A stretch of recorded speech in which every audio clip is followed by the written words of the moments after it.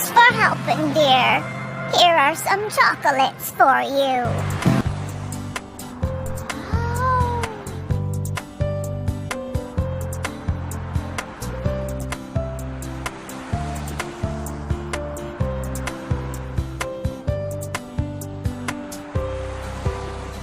You see, Mintu? One good deed deserves another. Yes, true. Just like what happened in the story of the ant and the dove. One bright day in the woods, a thirsty tiny ant walked up to a pond in search of some water. As it bent down on the edge of the pond to drink some water, a sudden and strong ripple on the surface of the water gushed away the ant far away into the middle of the pond. The ant struggled to survive and cried out for help. Help! Someone help me!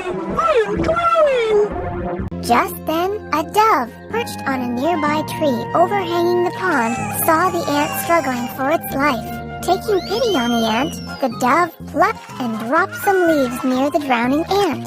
The ant quickly grabbed and climbed onto one of the leaves and was lucky to reach safely to the edge of the pond. Thank God I'm alive!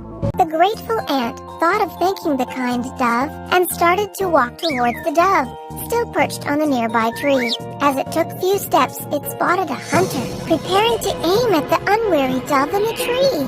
With no time wasted, the ant climbed up the ankle of the hunter and bit him hard. The hunter cried out with sudden pain. Ouch! What was that? Just as the ant had thought, the hunter's shout had put the dove on alert, and it swiftly flew away from the hunter to safety. Just as the kind dove had saved the ant's life, in turn, the grateful ant saved the dove's life from the hunter. So, one good deed deserves another. Now, do a good deed by sharing those chocolates with me!